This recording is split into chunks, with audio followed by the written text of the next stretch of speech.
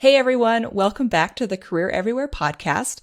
I'm your host, Meredith Metzger, and today I am joined by Toni Rhorer. She's the Executive Director of the Career Management Center for the Rady School of Management at UC San Diego. Thank you for being here, Toni. Thank you for having me, Meredith. I'm very excited to chat with you today. Yeah, likewise. I'm really glad to have you. And I'm excited to talk with you today about how career services can partner with admissions within a graduate business school. So for those of you listening, Toni has worked and led in career services for over 15 years, with the majority of those being in graduate business schools at Duke, Arizona State, and now UC San Diego. So long story short, Toni has a ton of experience partnering with admissions in a graduate business school setting, and I couldn't be more excited to have her on the pod today. So before I get into my questions, Toni, is there anything else you would like to add about yourself, your background, or your role in the Rady School of Management? Sure. I think as you said, I've been in higher ed career services for a long time, and I have had the opportunity to work with undergraduate students as well as graduate business students in several different types of institutions. I think today when we talk about my experience with admissions, I'd like to say it's largely at a graduate business school and specifically with a full-time MBA program. So that's mostly what I'll be kind of speaking to today. Cool. Well, thank you for that additional context. As we'll get into later, there's a lot of different nuances to working in a graduate business school, especially with an MBA program. So I'm excited to dig into that. But before I get into the more specific questions, I want to kick us off by asking you a question I ask everyone on this podcast, which is, what does career everywhere mean to you? Sure. I love just the term career everywhere because I feel like it says everything we need to know, right? And, I think what's really great about it is career development for any student, undergrad, graduate student, doesn't happen in isolation of everything else they're experiencing in their academic program or in their social interactions, right? Everything that you learn, all the capabilities that students develop to manage their careers are happening everywhere they're at.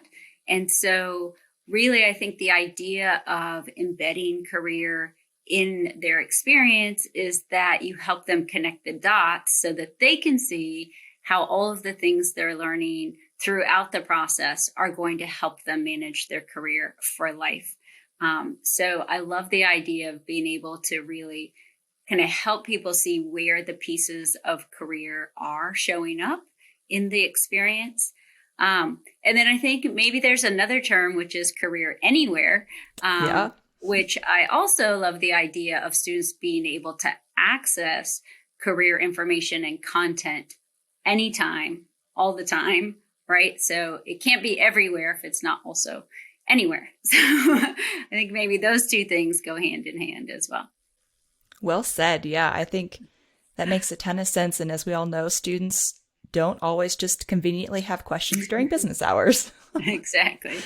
Right. Yep, it has to be anywhere and everywhere. There we are. All right, so let's go ahead and dig into our topic, which is again that, talking about partnering with admissions within a graduate business school setting.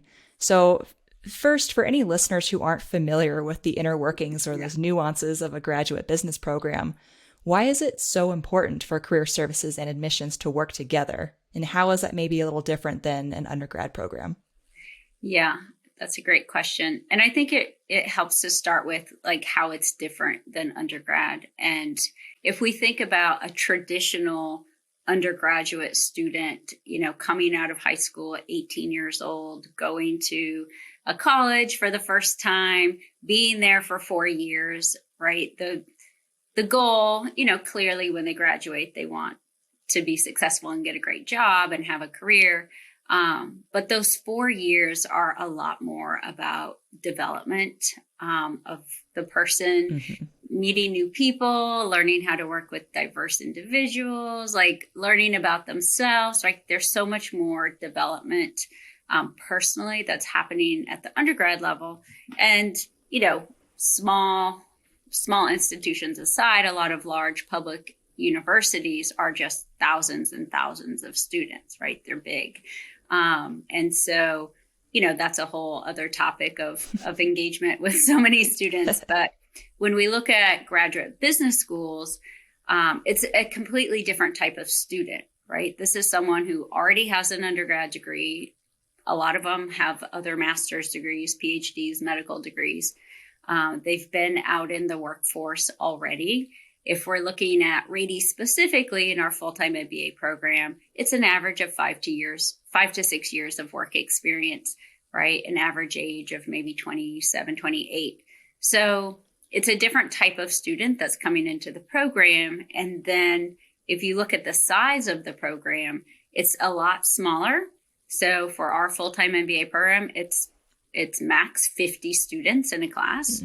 And so the difference is when admissions is looking at bringing in 50 students, that's a very tight-knit cohort, right? And you're really on the admission side, they're in charge of building this program. And these students in a full-time program, they're there for 2 years. They go to school all day long with the same students, right? They're in teams with the same people. They're working on case studies. They're doing capstone projects. And so in the admissions process, they're really responsible for building that team. And so it's a bit of a different kind of goal. And then if you think about students who are applying to a graduate business program, one of the key things that they're looking at are the outcomes. So students are comparing MBA programs, graduate business degrees across the board. They're looking at rankings. They're looking, of course, at curriculum and faculty and research, but they're also really focused on the career outcomes, right? So graduate business degree is a professional degree, and students come to these programs to enhance their career. And so that is the main goal. Yes, they're going to get a degree and they're going to learn new things. And yes, they're going to meet new people and build a really great network. But ultimately, they're coming to enhance their career, whether they want a promotion, if they want more salary, if they want to do a pivot and move into a new industry or function. And so I think the difference on the admissions side is kind of knowing that who you bring in are the students that the Career Center needs to work with on maintaining those outcomes. And it's a cycle because the students you bring in are the ones who need to be successful in the career, which drives prospective students back to applications, right? And so it's just this cycle that goes through. And I think the other difference on the graduate business school side is the expectation from students that they are going to get a very individualized and targeted experience from admissions, from their advisor and their program, and from the Career Center as well. Okay. And then you mentioned briefly the rankings thing. So doesn't that admitted class, doesn't that play into rankings a little bit along with career outcomes? Yeah. So, something to really think about is the admissions team, they have their goals, right? And we have our goals. And on the career side, goals are aligned with outcomes and job acceptances and salaries and those things. And that's a big part of the ranking. Depending on which ranking body you're talking about, if we're talking about US News, it's, over 30% of the score. But the admissions team has their own metrics as well, right? In building a class profile. Average GMAT, GRE, years of work experience, percentage of females. So, so those two things have to work well together because everyone has their own metrics and measures of success that go into those pieces. Right. Okay. So just to kind of summarize, it seems like, admissions and career services, they have to partner together because the makeup of that admitted class really plays into prospective students being interested in joining that program, but also rankings, which, as you said, just kind of this cycle of playing into the success of the current class and then bringing in future classes that will also see success. So yeah, that makes a lot of sense. And is very clear why those two groups have to work so closely together. Yeah, I think in terms of thinking about that partnership, I think if you don't work well together or you're not communicating around the goals for overall, the admissions team, what makes a good profile might not necessarily make the most competitive applicants in the job pool. And so I think the benefit of partnering is that the career team, we are out in the market, we're talking with employers, we're meeting with hiring managers, we're talking to alums and their experience, and we're able to really kind of bring that perspective back to the admissions team to say, yes, here's maybe a profile that's going to make someone really successful in the academic program, but here's what the market's looking for, and how can we make sure those two things are aligned? Right. Because, yeah, maybe a student who looks great on paper may not necessarily have some of those same characteristics that will make them successful in the workforce. Yeah. So, yeah, that makes sense. So, kind of digging into that partnership between admissions and career services, in your experience, what does a good partnership look like? Yeah, I think probably with anything, and probably other people you're talking to about embedding career somewhere on campus, is having support and buy-in from the leadership in understanding the fact that, both of those things are important to building the right profile of the class. So, I've been very lucky at Rady to have really good leadership support on that side.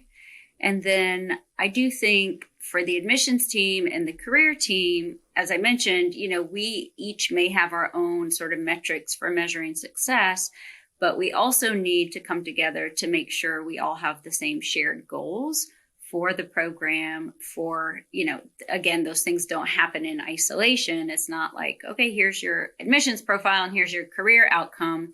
The two things need to work together. And I think it helps a lot having the director of the Career Center and the director of admissions be on the same page, having good conversation around the goals and what we're trying to accomplish.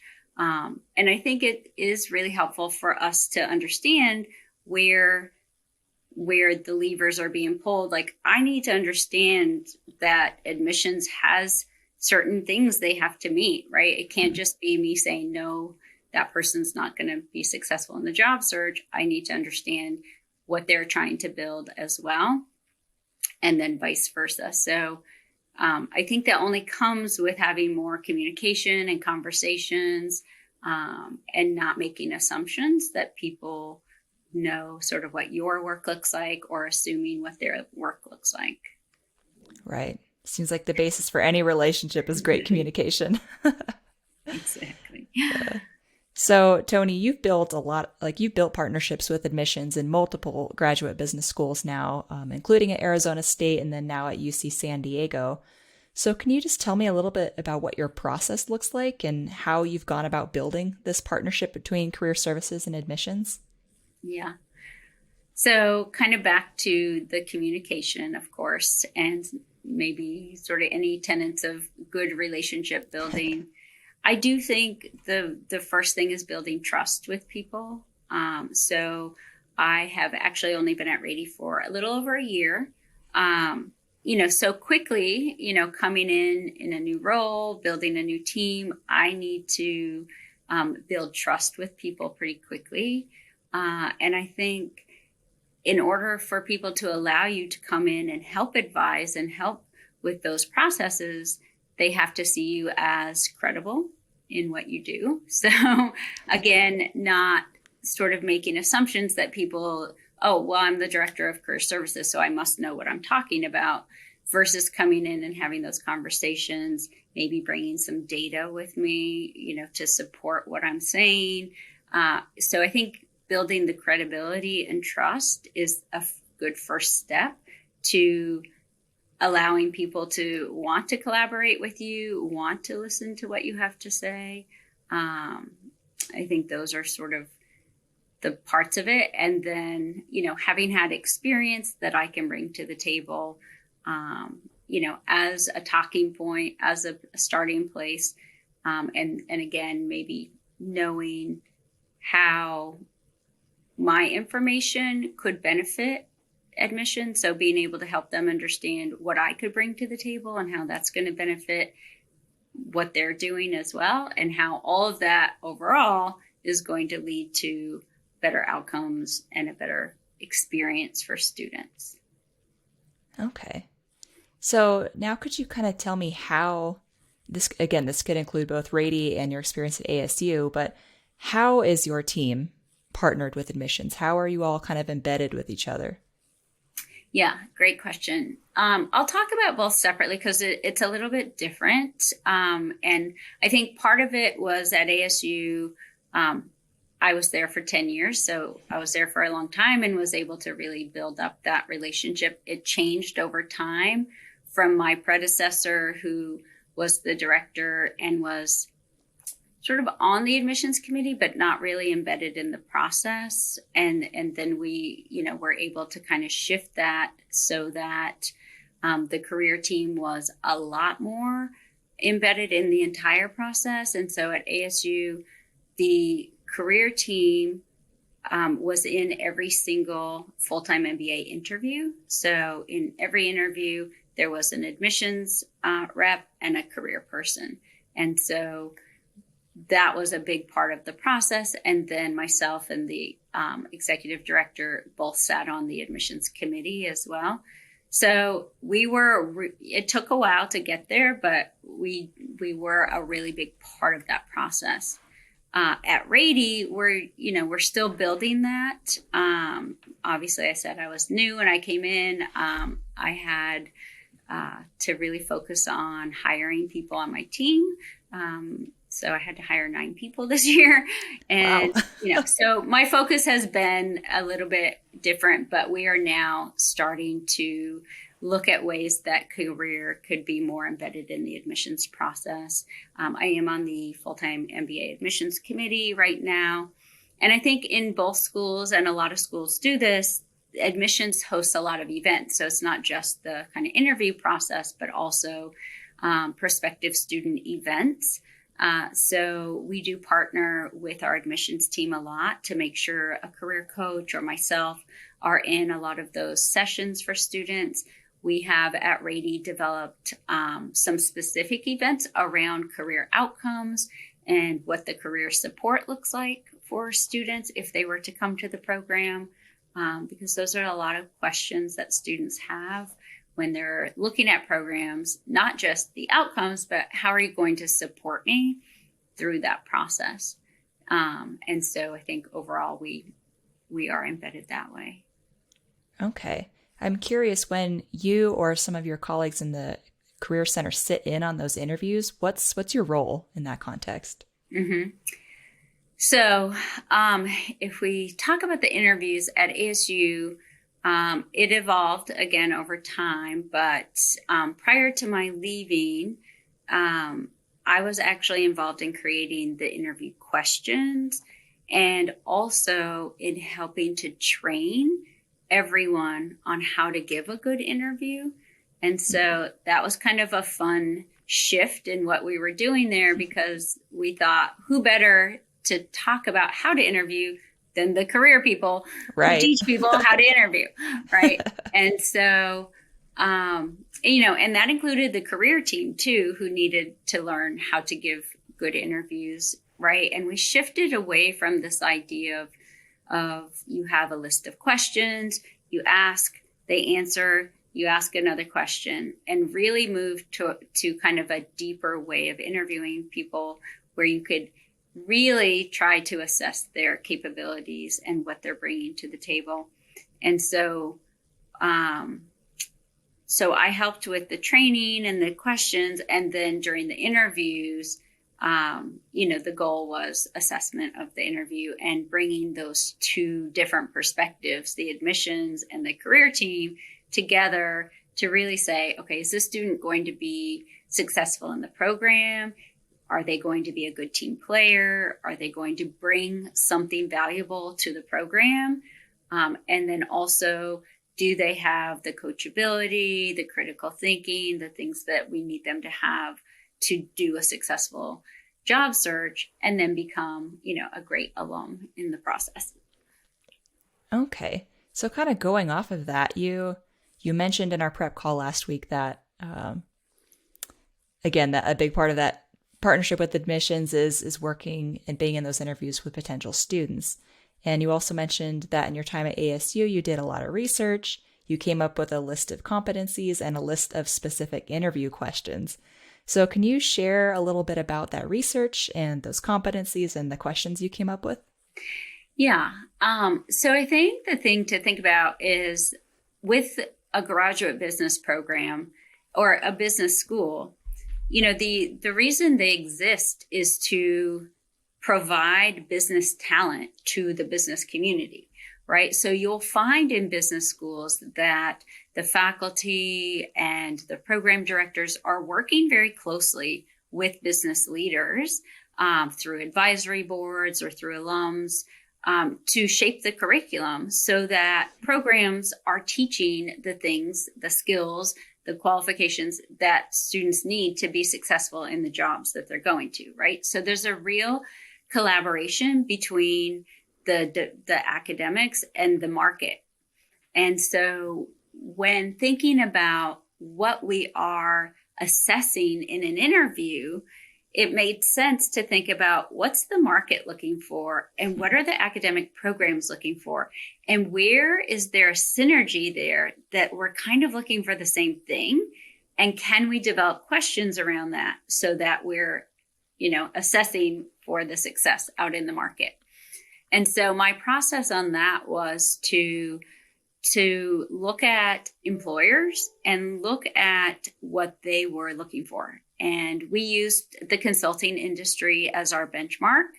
And so what I did was I went on those consulting sites and I looked at their career pages, and I found the things they were saying they were looking for candidates to have. And then I went on the websites of peer institutions and their admissions pages, and I looked at the competencies they said they were looking for students. And then I kind of brought those together to see where things kind of matched up. And from there came up with 5 competencies that we wanted to test for. So those were things like motivation and goal setting, business aptitude, problem solving, inclusion, and impact. And those were things that aligned both with what the market was saying they wanted and what the programs were saying either they wanted or those are the things they're teaching in the program, right? And they want students to be interested in. So I think a fun example is maybe business aptitude, because we are a business school, right? And so obviously employers who are hiring business students want students who understand business, right? They need students who understand how corporations are organized, how they operate, like what affects them. And that's what we teach in business school, right? So if you want someone coming into your program, they should be interested in what we call the business of business. Right. And so it doesn't mean they need to know all of it, right? That's what we're going to teach in the programs.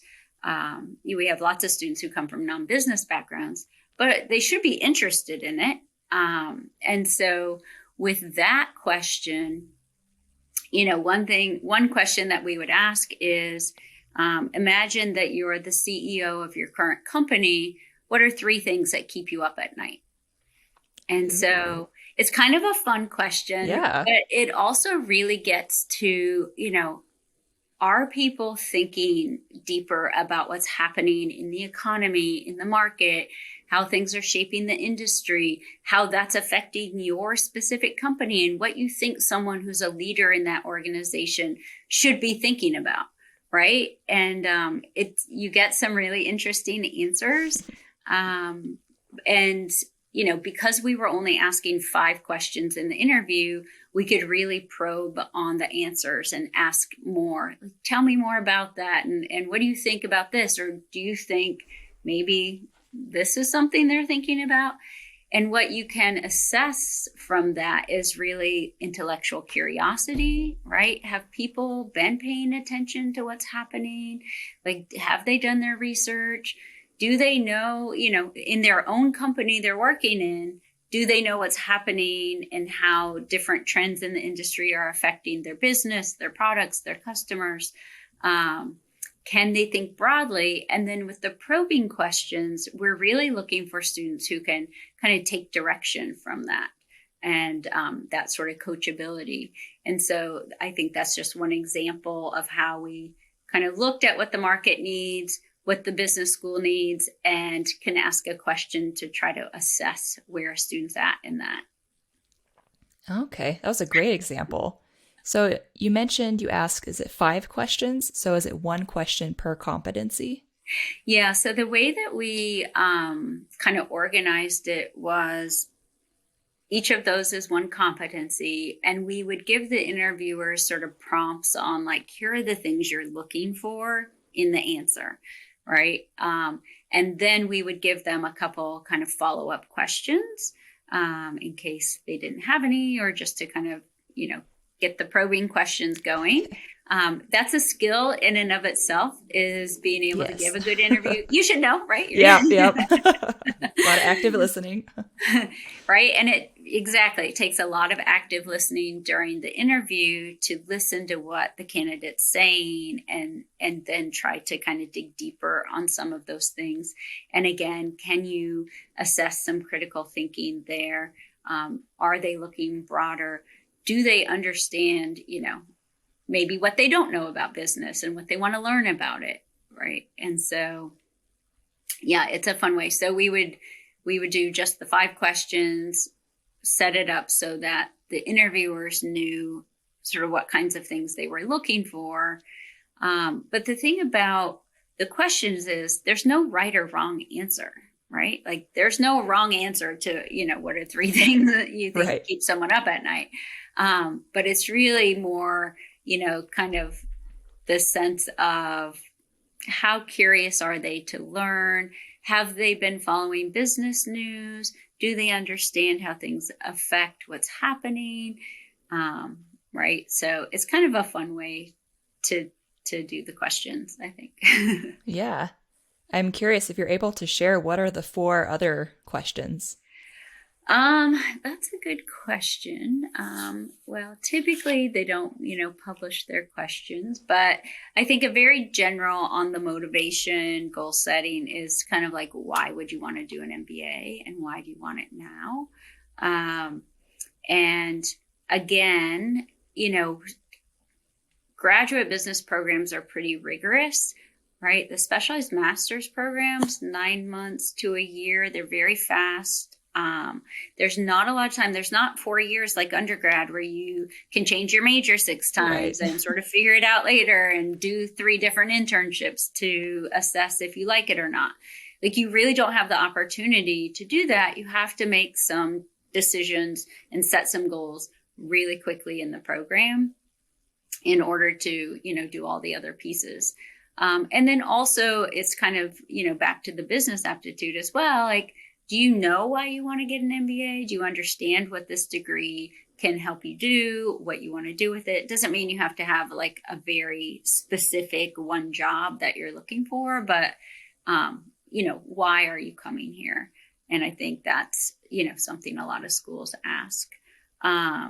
Problem solving, probably more around like a behavior-based question, like tell us about a time you solved a difficult problem. And again, kind of looking for something broader, like who did you go to for advice? How did you, what other sources of information did you use? So really digging in on like, what is your process for problem solving? Because MBA programs are rigorous. You're in teams. There's always, some issue, some problem that needs to be solved, which is the same in business, right? When you're out in your job, it's the same way. So how do you approach problem solving, right? Which I think is great to dig in on. We do ask about in terms of the inclusion, ask about working with diverse teams and what does that mean to you. And again, kind of digging in on how do you advocate for other people on your team? How do you help people feel heard? So some of those questions that maybe people haven't thought about before, right? But again, it's going to help you in the program, and it's going to help you in a job as well. And then impact. So companies are really, looking for people who are results oriented. They want people who are interested in making an impact in their work. And it's the same in a business school. We want people to make a difference. And we're not looking for students who just want to come in and get a degree and leave, right? It's a whole experience in the MBA program. We want people to join clubs and be leaders and help their fellow students in other ways, right? And make an impact in that way. And so really kind of asking them around maybe different accomplishments they've had or an impact they've made along the way. And then, again, kind of digging into that and what's important to you. And maybe a question that we'll hear at the end from another person is sort of like, what will your legacy be when you leave here? Yeah, I like that. Yeah, great. Thank you for sharing kind of the questions you ask for each competency. I think that's helpful context maybe for other folks who are looking to strengthen that partnership with admissions. I've heard you mention both today and in our prep call last week the term coachability a few times. And so I'm wondering, was that one of the things that you were seeing that employers wanted and that other schools wanted? And if so, how do you gauge that? Yeah. It's kind of a nebulous one. How do you gauge that in an interview? That is a hard one. I think with the coachability, it's really, for me, it's a big part of career management and being able to work with a student. If someone is not coachable, it's very difficult to help them along the way and help them pivot if things change and if they're off track, right? People who, in my experience, who I would say are not coachable are people who don't listen to feedback, aren't willing to take it, aren't willing to pivot for that. It's a tough thing to assess, I think. But in terms of the interview process, what we would be looking at is those probing questions, and are we trying to redirect them to talk about something else, and do they take that cue? I think a good one is around the motivation and like, why are you coming here? Why do you want an MBA? And people usually talk about their career goals. And sometimes I think it's very typical for students to say what they think you want to hear. But it may not be something that sounds like aligned or achievable or realistic. Or, I think a good example is like, if a student chooses a program like Rady, we're in San Diego, we're not in a big financial area. And if someone says, I want to come to Rady and be in investment banking, and then I'm going to probe and I'm going to say, well, okay, but why would you come to Rady for investment banking? Why wouldn't you go to a school that's, aligned with that has more opportunity and whatever. And then I would listen to sort of how they respond to that kind of question, because I might say, well, why Rady? Why not somewhere else? Okay, well, you understand we don't have big investment banks here hiring students out of our program. So what would you do in that case? Right. And so I'm listening for some of those. Well, maybe I'm open to financial analysts in another company until I can move, or I'm willing to relocate and go somewhere else. So I'm kind of looking for how they respond to those. And I think that's why the interview process is difficult and takes a lot of practice, because you have to really listen and be able to pivot your questions to see, to get at what you're trying to get from them. And then you have to recognize if they're taking the cues or sometimes it's very straight and narrow. Well, that's because that's what I want to do and I'm going to do it. And so see how we have those conversations. Yeah. Yeah, I'm sure that's an interesting process. So kind of in addition to the interview side of things, I'm curious how or if the career services team partners with admissions for like the pre-interviews, like marketing, getting people to apply in the first place. Is it largely just sharing with them some of the career outcomes, or how does that part of the partnership work? Yeah, I think it's a couple of things. One, yes, the communication. So making sure, I think it's our responsibility on the career side to make sure our admissions team is armed with all the information they need to help students and answer those questions. So yeah, some of that's on the career outcomes. So making sure they have the data they need to answer questions. Often those students are funneled to my office and we'll answer some of those questions for them as best as we can. I think kind of what we talked about before is partnering on a lot of the prospective student events and helping them answer questions, but sometimes just being there.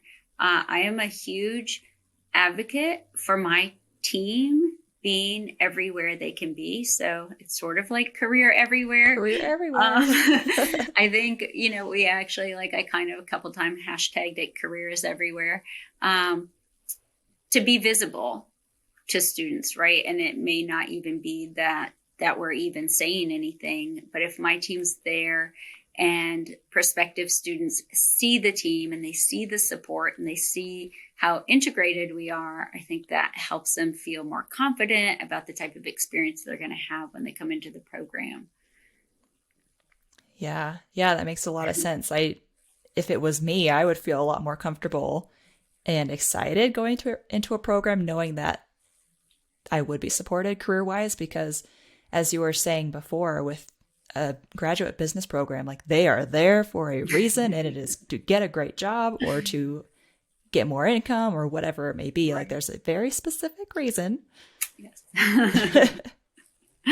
Exactly. So kind of on that note, again, you've mentioned that graduate business students tend to be a lot more engaged with career services than maybe a typical undergrad would be. So, aside from partnering with admissions on, those interviews, the events, the marketing, etc., and having more influence on that incoming class of students, how do you go about engaging so many students so often? Yeah, great question. And, I should mention, I do have only 5 career coaches on my team. And so even though our programs are small, it's still, again, that expectation that everyone's going to get an individualized support for that. And so I do think the first thing to really think about is how you define engagement. I think that's a really key part. And I think traditionally, career services, people would think a one-on-one advising appointment, that's career engagement. But I think we can look at it broader. And, I recently listened to one of the former podcasts from the woman from UConn who was talking about their career champion program, right? And they're kind of educating faculty on career stuff that they can deliver in the classroom. That's engagement, right? It's not a career coaching appointment, but it's engagement with career content. And so I think when you think about engagement in broader terms, then you can think about how to deliver that at scale. And so the way I look at it is there are core career competencies that everyone needs, all students. I don't care if they have 20 years of work experience or 2 years. And I would say personal narrative. So how do you introduce yourself? How do you connect the dots for people? The networking, of course, the resumes and cover letters, the interviewing skills, the personal branding, the negotiation, all of those things everybody needs. And so you don't need to deliver that content to every student individually, right? Right. That's impossible. So when you think about the core capabilities, then you can think about how can you deliver that in a group setting or to the mass of students. So for those, we do build workshops. So we do group workshops for all of those topics. And then the other thing is, not everyone needs to come to a workshop. They might just be able to engage with the content. And so that's where we use our website, which is built on the UConnect platform. Of course, huge advocate for that, because we have our own career management model and we have communities for each of those core competencies. And for each community, then we can highlight the resources and information students need to know. So 24/7, this is the career anywhere, right? 24/7, a student who needs information on how to negotiate a salary can go to the website and find that content, right? They don't have to necessarily come and talk to someone individually. So all of those are delivered in something that's going out to a group of students, a workshop, the website, a newsletter, so content like that.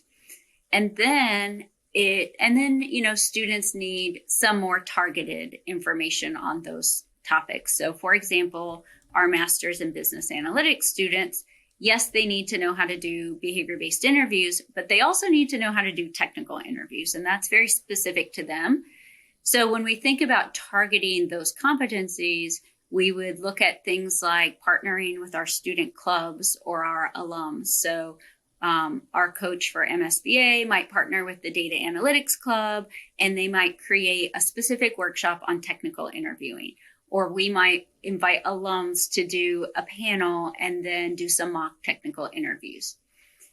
And then when we get to somebody's very individual strategy, developing a deeper core skill, then we look to the one-on-one appointments. And then that way, the coaches, when they meet with students, it's high value.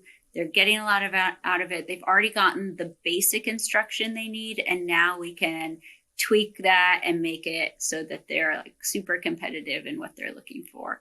And so I think, scaling the services is something, again, we have, less than 1,000 students in our business school, and, at ASU, they have 100,000 students. So, when you think about how do you deliver individualized attention to people, I think you have to look at your engagement and how you're delivering across different platforms in that way, and define it differently and have the data, right? The data is really important to be able to track those things. Who is coming in for a one-on-one appointment? Okay, these students didn't come in, but they did go to a workshop and they did watch these videos online. So they're still engaged, even if they didn't come to a one-on-one appointment. Right. I like that. It's kind of modernizing that approach to what engagement actually means. And it sounds a lot more efficient. So kind of pivoting back to the partnership there with admissions. I know you're still relatively new at the Rady School, but across your experience at Rady, at ASU, and so on, what results have you seen after building these stronger partnerships between career services and admissions? Yeah. So it may be difficult to sort of measure some of that success and assign kind of a causation. But I think on the personal side, really building more collegiality with the teams. At Rady, there are a lot of new people. I have a lot of new people on my team. Admissions has some new people. We also work with the advisors and the program directors. So I think part of that is just building those relationships, across the teams so that we're not isolated, especially now. We're in still kind of a hybrid work format, so not everyone's on campus at the same time. But again, I think it's always nice to have those colleagues that you trust, that you know what their goals are, and if we get students asking us, prospective students, we can send them to the right admissions people, or they feel comfortable sending them to us with questions. So I think overall that gives candidates a more streamlined and smooth experience with the school and the process of applying overall. And then I do think, again, I don't know how we might measure the success on it, but I do think having those diverse perspectives in the admissions process will bring in students who not only are successful in the program, but that we feel, can be really successful in their job search.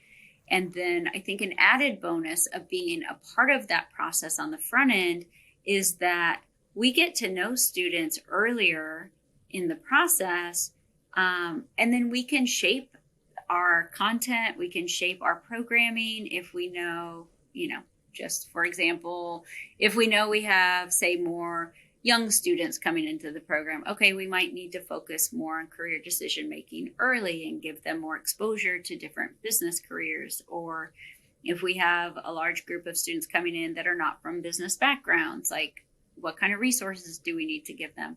So it helps us kind of shape how we're going to work with that class when they come in. If we can see them sort of on the front end, and we can develop some programming sort of pre-orientation and get them up to speed by the time they get to campus, and then they're hitting the ground running. That's a huge benefit. Yeah.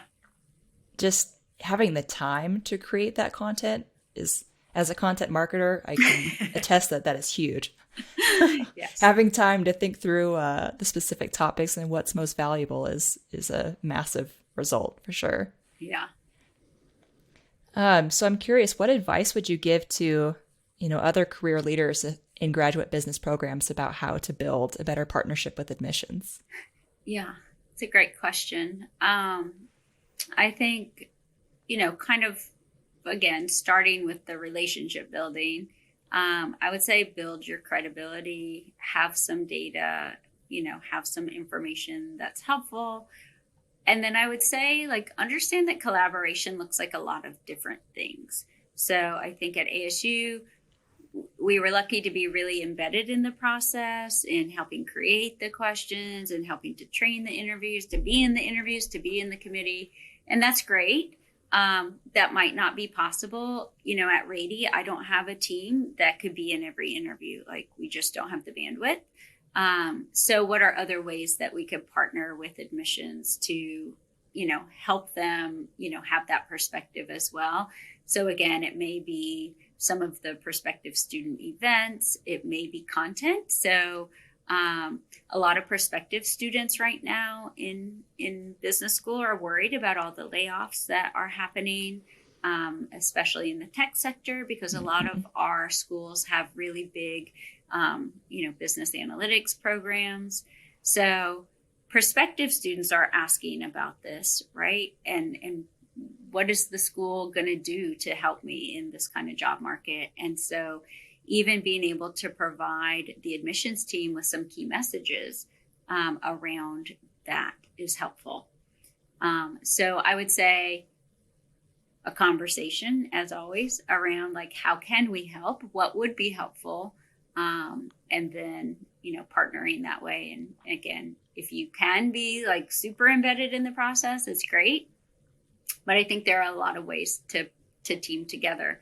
I know a lot of people use their website and have kind of a prospective student community. We don't have that on ours, but we do work with the admissions team to use our website to show students, this is how our career team is supporting students in all programs. And even though you might not be able to access all the resources, you can see that we have curated content for every community and every program that's constantly changing and dynamic. So again, a good way to kind of help the admissions team, in talking with prospective students to help them understand what kind of support they're going to get while they're in the program. Kind of reminds me of what you were saying about your team's presence at physical in-person events too. Seems like you're doing that both, in person and digitally. Exactly. So I can see how that's a big part of your strategy. And I can imagine as a prospective student, if you're seeing at least part of that online presence that you have, I imagine that would be kind of a game changer between, your school and other schools when they can see what kind of support, what kind of resources they'll have access to as part of admission. Yeah, it's sort of funny because a lot of times prospective students reach out and they want career outcome data. And sometimes I have it, sometimes I don't. So, but I usually respond with a message around, I think what you really should be thinking about is how the career team's going to support you while you're here. So they can maybe assess that across the board when they're looking at other schools as well. There you go. All right. Well, I see we're kind of coming up towards the end of our time here, so I'll start just wrapping us up. Toni, is there anything else about this topic that you would like to add? I think we kind of talked about it all, but as you said earlier, I think it all starts with a conversation and having some communication around the goals and how people might be able to work together. Again, career is not in isolation. So students don't come into a program and do their academics and then at the end do career, right? It's something they need to be working on the whole time they're in the program. And they need to be able to connect the dots of how the things they're learning in the classroom, how the things they're learning from being a part of a team, how those things are going to affect their own career management. And so, just kind of having those conversations across the board is really helpful. I think one thing we do at Rady that I really love is all of the programs meet weekly or biweekly with the executive director of the program, the admissions rep, the advisor, and the career person.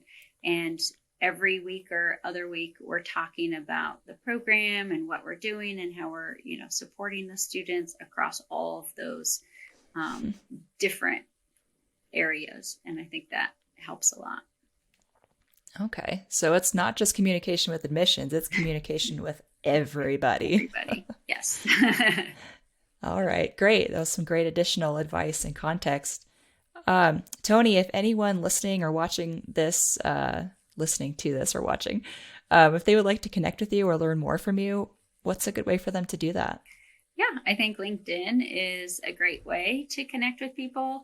Also, if you go on the Rady website and look at our team, we have a direct link to connect on LinkedIn, or somebody could just look me up. All right, great. So now to kind of close us out, at the end of every interview, I like to do ask a question or answer a question, leave a question kind of thing. So I'll ask you a question that our last guest left for you, and then you'll leave a question for the next guest. So our last guest was Junior Delgado of Westfield State University, and he left this question for you. When you decide to leave or retire from your place of employment, what are 3 ways that individuals in that organization will describe you, or what will they say is your lasting impression? So what goes around comes around, right? What's my legacy here? So what I would say, let's see, 3 things I think people remember about me or think about me. One is just, I love career management. I am really passionate about just the topic, about helping students succeed in their career. And I love working with a career team and helping build my team's capability in career management. So something I'm super passionate about. And if people let me talk about it, I talk all day. And the other thing is, I love working in higher education. I think working at a university is honestly one of the best things in the world. And whatever institution I work at, I'm super passionate about being involved and doing the tradition. So if the school has a tradition around Halloween, I'm the first in line with a costume. I really love doing that kind of thing. And the last thing people often comment on is that I love fashion and clothes. And I always love to dress up at work and I like to talk about it. And so something people comment on a lot. Oh, I love that. Those are 3 great things. All right. So what question would you like to leave for the next guest?